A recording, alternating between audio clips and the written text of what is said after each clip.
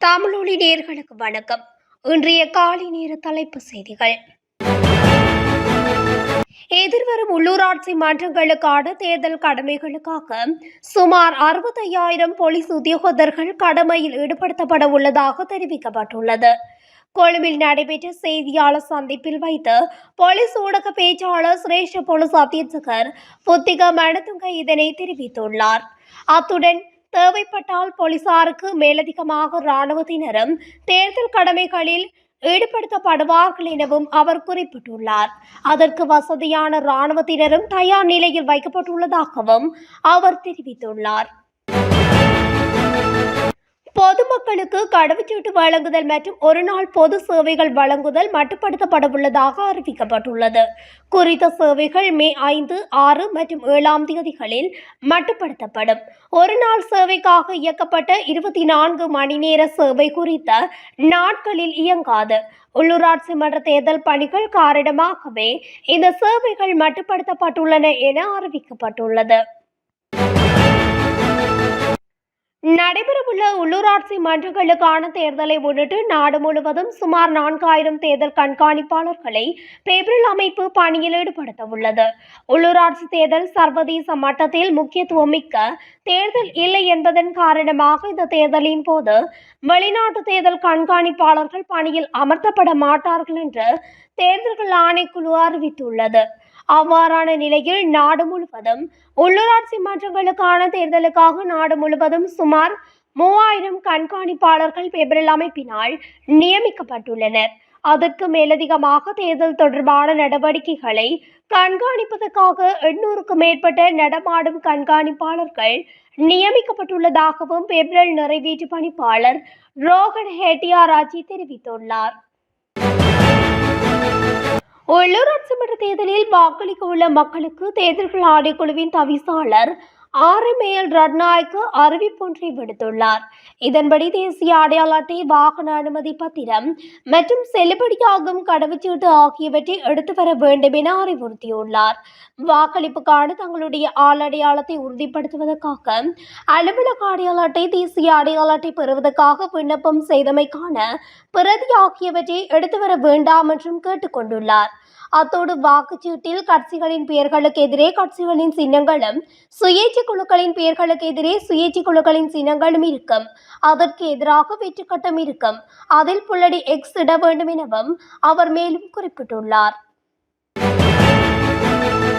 இந்த ஆண்டு உள்ளூராட்சி தேர்தலில் போட்டியிடும் வேட்பாளர் ஒருவர் மீது துப்பாக்கிச்சூடு நடத்தப்பட்டுள்ளது. குறித்த துப்பாக்கிச்சூடு சம்பவமானது களுத்துறை பிரதேசத்தில் நேற்று பதிவாகியுள்ளதாக தெரிவிக்கப்படுகிறது. இந்த நிலையில் சம்பவத்தில் காயமடைந்த வேட்பாளர் களுத்துறையில் உள்ள நாகோடு வைத்தியசாலையில் அனுமதிக்கப்பட்டுள்ளதாக காவல்துறையினர் தெரிவித்துள்ளனர்.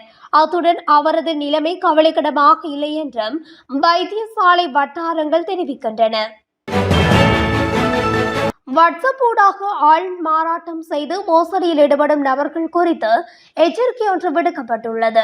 இதன்படி பல்வேறு நபர்களின் வாட்ஸ்அப் எண்களின் ஊடாக சம்பந்தப்பட்ட நபர்களைப் போல ஆள்மாறாட்டம் செய்யும் கேக்கர்கள் கும்பலை வழிநடத்தும் வெளிநாட்டில் வசிக்கும் இலங்கையர் ஒருவர் குறித்து சர்வதேச காவல்துறைக்கு தகவல் கிடைத்துள்ளதாக தெரிவிக்கப்பட்டுள்ளது. குறித்த விடயத்தை காவல்துறை கணனி குற்றப்பிரிவின் மூத்த அதிகாரி ஒருவர் தெரிவித்துள்ளார். இந்த நிலையில் சம்பந்தப்பட்ட நபரை போல ஆள் மாறாட்டம் செய்து வாட்ஸ்அப் செய்திகளை அனுப்பும் இந்த கேக்கர்கள் இந்த மோசடியை மிகவும் நுட்பமான முறையில் மேற்கொண்டு வருவதாக சுட்டிக்காட்டப்பட்டுள்ளது. மேட்டியாக்குடி தம்பக்கட்டிய பகுதியில் உள்ள உணவகம் ஒன்றுக்கு அருகில் நேற்றிரவு நடத்தப்பட்ட துப்பாக்கிச் சூட்டில் உயிரிழந்த நபர் இரட்டை கொலை ஒன்றுடன் தொடர்புடையவர் என விசாரணையில் தெரிய வந்துள்ளது. இதன்படி அவர் கடந்த 2015 ஆண்டு இடம்பெற்ற இரட்டை கொலையுடன் தொடர்புடைய சந்தேக நபர் என காவல்துறையினர் தெரிவித்துள்ளனர். மேட்டியாகுடி மானம்பிட்ட தம்பக்கட்டிய பகுதியில் உள்ள உணவகம் ஒன்றிற்கு அருகில் 2 உந்துருளிகளில் பயணித்த குழு ஒன்றினால் நேற்றிரவு துப்பாக்கிச்சூடு நடத்தப்பட்டுள்ளது. தனிப்பட்ட தகராறு காரணமாக இந்த துப்பாக்கிச்சூடு நடத்தப்பட்டதாக குறிப்பிடப்பட்டுள்ளது. துப்பாக்கிச் சூட்டுக்கு T56 ரக துப்பாக்கி பயன்படுத்தப்பட்டுள்ளதுடன் துப்பாக்கிதாரிகள் தப்பிச் சென்றுள்ளதாகவும் காவல்துறையினர் குறிப்பிட்டுள்ளனர். இதேவேளை இந்த வருடம் இதுவரையான காலப்பகுதியில் மாத்திரம் 40 துப்பாக்கிச் சூட்டு சம்பவங்கள் பதிவாகியுள்ளதுடன் இதன் போது 28 பேர் உயிரிழந்துள்ளதாகவும் போலீசார் குறிப்பிட்டுள்ளனர். உள்ளூராட்சி மன்ற தேர்தல்கள் காரணமாக நாட்டில் உள்ள அனைத்து பாடசாலைகளும் இன்று மற்றும் நாளை மூடப்படவுள்ளது. அதன்படி பாடசாலைகள் புதன்கிழமை மீள திறக்கப்படும் என கல்வி அமைச்சு தெரிவித்துள்ளது. பொலனறுவை வடக்கு பகுதியில் நபர் ஒருவர் தனது மனைவியை கூறிய ஆயுதத்தால் தாக்கி கொலை செய்துள்ளதாக போலீசார் தெரிவித்துள்ளனர். குறித்த சம்பவமானது நேற்றைய தினம் இடம்பெற்றுள்ளதாக தெரிவிக்கப்படுகின்றது.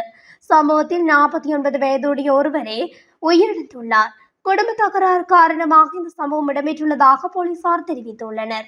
இதனையடுத்து சந்தேக நபர் கைது செய்யப்பட்டுள்ளதுடன் தங்காளி போலீசார் மேலதிக விசாரணைகளை மேற்கொண்டு வருகின்றனர். வியட்நாம் ஜனாதிபதி லுவாங் குவாங்கின் அழைப்பின் பேரில் ஜனாதிபதி அனுரகுமார திசாநாயக்க வியட்நாமுக்கு விஜயம் மேற்கொண்டுள்ள காரணத்தினால் 4 அமைச்சுக்களுக்கு பதில் அமைச்சர்கள் நியமிக்கப்பட்டுள்ளனர். ஜனாதிபதியின் கீழுள்ள டிஜிட்டல் பொருளாதார அமைச்சு, பாதுகாப்பு அமைச்சு மற்றும் நிதி திட்டமிடல் மற்றும் பொருளாதார அபிவிருத்தி அமைச்சு ஆகிய அமைச்சுக்களுக்கும் அமைச்சர் விகிதகரத்தின் கீழுள்ள வெளிநாட்டு அலுவல்கள், வெளிநாட்டு வேலைவாய்ப்பு மற்றும் சுற்றுலாத்துறை அமைச்சிற்கும் பதில் அமைச்சர்கள் நியமிக்கப்பட்டுள்ளனர். அதன்படி தொழில் அமைச்சர் மற்றும் பொருளாதார அபிவிருத்தி பிரதி அமைச்சரான கலாநிதி அனில் ஜெயந்த பெர்னாண்டோ நிதி திட்டமிடல் மற்றும் பொருளாதார அபிவிருத்தி பதில் அமைச்சராக நியமிக்கப்பட்டுள்ளார்.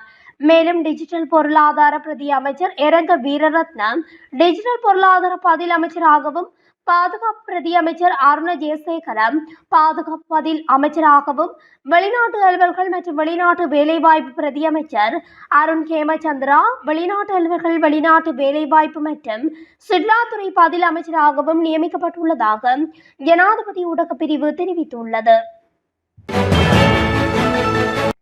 புத்தளம் அருகே கடற்கரையில் இருந்து அடையாளம் தெரியாத பெண்ணொருவரின் உடற்பாகங்கள் மீட்கப்பட்டுள்ளதாக போலீசார் தெரிவித்துள்ளனர். புத்தளம் நுரைச்சோலை பிரதேசத்தை அண்மித்த தளவை கடற்கரை பகுதியில் இருந்தே இந்த உடற்பாகங்கள் மீட்கப்பட்டுள்ளன. உரப்பையொன்றில் கட்டப்பட்ட நிலையில் பெண்ணொருவரின் இந்த உடற்பாகங்கள் கண்டெடுக்கப்பட்டுள்ளன. சம்பவம் தொடர்பான மேலதிக விசாரணைகளை நுரைச்சோலை போலீசார் மேற்கொண்டுள்ளனர்.